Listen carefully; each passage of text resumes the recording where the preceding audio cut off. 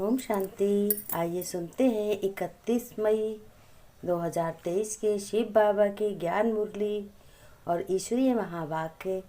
आज परमपिता परमात्मा शिव बाबा ने कहा, मेरे मीठे बच्चे, प्यारे बच्चे, मन मना भव का मंत्र है मुख्य, जिससे तुम नई दुनिया के मालिक देवी देवता बनते हो।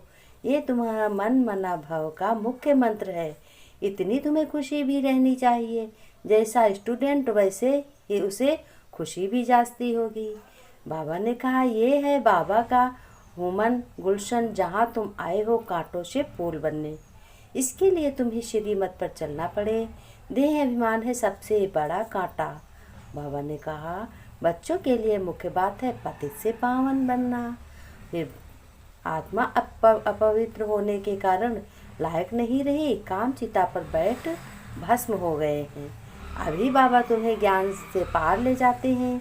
ज्ञान स्नान से आत्मा पवित्र बन जाती है।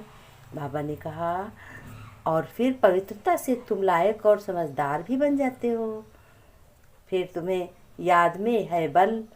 एक सर्वशक्तिमान बाप से योग लगाने से ही तुम्हारे जन्म जन्मांतर के पाप भस्म होते हैं और तुम श्रेष्ठाचारी बन जाते हो। तुम ही बच्चों ब्राह्मण ही खुदाई खिदमतगार हो। जो अभी बाबा के साथ सर्विस तुम कर रहे हैं, यही सबसे अच्छे से अच्छी खिदमत है। समझाने वाले बच्चे बड़े सुरुड और होशियार होने चाहिए। बाबा ने कहा, तुम्हें सबको बाबा का पैगाम सुनाना है।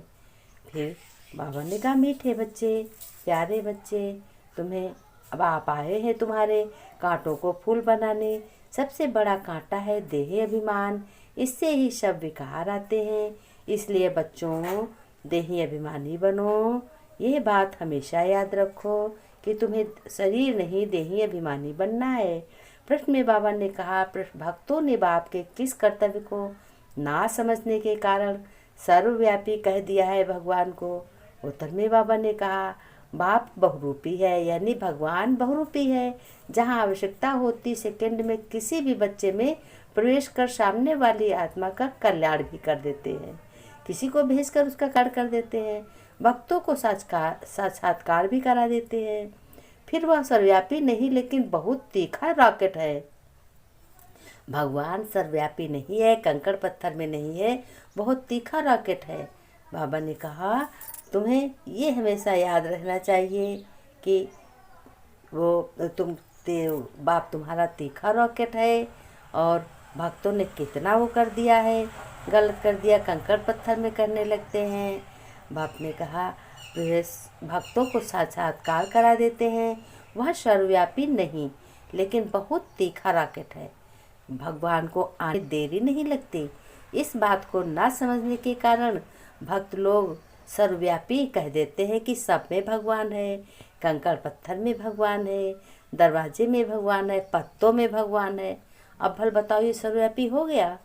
फिर बाबा ने कहा, ओम शांति बच्चों, यह है छोटा सा गुलशन, ह्यूमन गुलशन। बगीचे में तुम जाओ तो उसमें पुराने झाड़ भी होते हैं, किस्म किस्म के। कहाँ पंखुड़ियाँ भी बच्चों होती हैं और कहाँ आधी आधी खिली हुई पंखुड़ियाँ होती हैं, मुकड़ियाँ होती हैं। ये भी बगीचा है ना। अब यह तो बच्चे जानते हैं। यहाँ आते हैं कांटों से फूल बनने। श्रीमत से हम कांटे से फूल बन रहे हैं। कांटे जंगल के हैं, फूल बगीचे में होते हैं। बगीचा है स्वर्ग, जंगल है नर्क।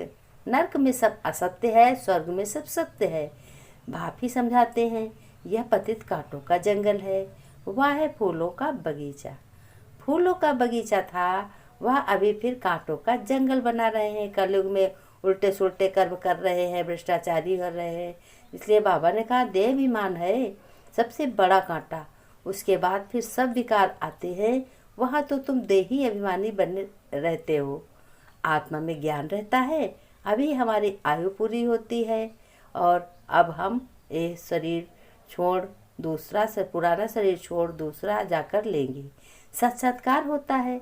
हम गर्भ महल में जाकर विराजमान होंगे, फिर मुखड़ी बनकर मुखड़ी से फूल बनेंगे।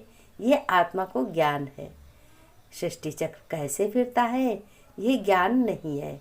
सिर्फ यह ज्ञान रहता है कि यह शरीर पुराना है, इसको अब बदलना है, अंदर में खुशी रहती है। और बच्चों, कलयुगी दुनिया की कोई भी रस्म आदि वहाँ होती नहीं सतयुग में। यहाँ होती है लोक लाज, कुल की मर्यादा।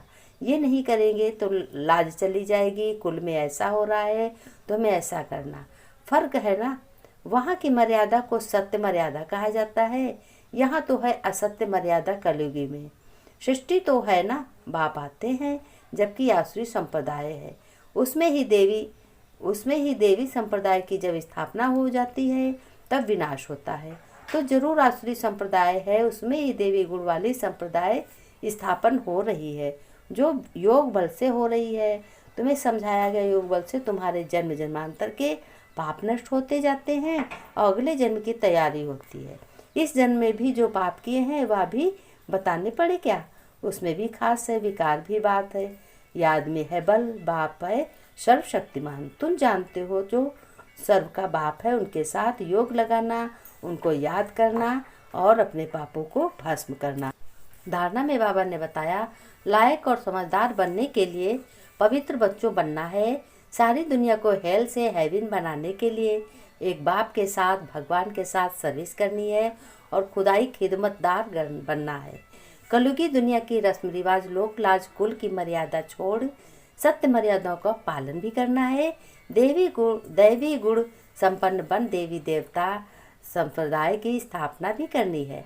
वरदान में बाबा ने कहा, अपवित्रता का अंश, आलस्य और अलबेलेपन का त्याग करने वाले संपूर्ण भव।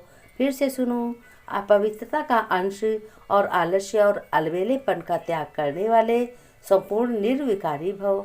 विस्तार में बाबा ने कहा, दिनचर्या के कोई भी कर्म में नीचे ऊपर होना, आलस्य में आना या अलवेला होना, ये विकार का अंश है, जिसका प्रभाव पूजनीय बनने पर पड़ता है। यदि आप अमृत वेले स्वयं को जागृत स्थिति में अनुभव नहीं करते मजबूरी से, तो वह सुस्ती से बैठते हो, तो पुजारी भी मजबूरी व सुस्ती से पूजा करेंगे। तो आलस्य व अलवेलेपन का भी त्याग कर दो, तब संपूर्ण निर्विकारी बन सकेंगे। बाबा ने स्लोगन में कहा, तुम्हें बच्चों स्लोगन में रोज का होमवर्क क्या याद करना है। स्लोगन में बाबा ने कहा, सेवा भले करो लेकिन व्यर्थ खर्च नहीं करो। सेवा करो और व्यर्थ खर्च नहीं करो, काम से खर्च करो जो तुम्हारी सेवा सफलता हो। बाबा ने नमस्ते की हम रूहानी बच्चों को, रूहानी बाप दादा की याद प्यार नमस्ते नमस्ते। गुड मॉर्निंग बच्चों। बच्चों ने नमस्ते की हम रूहानी बच्चों की, रूहानी बाप दादा को याद प्यार नमस्ते नमस्ते।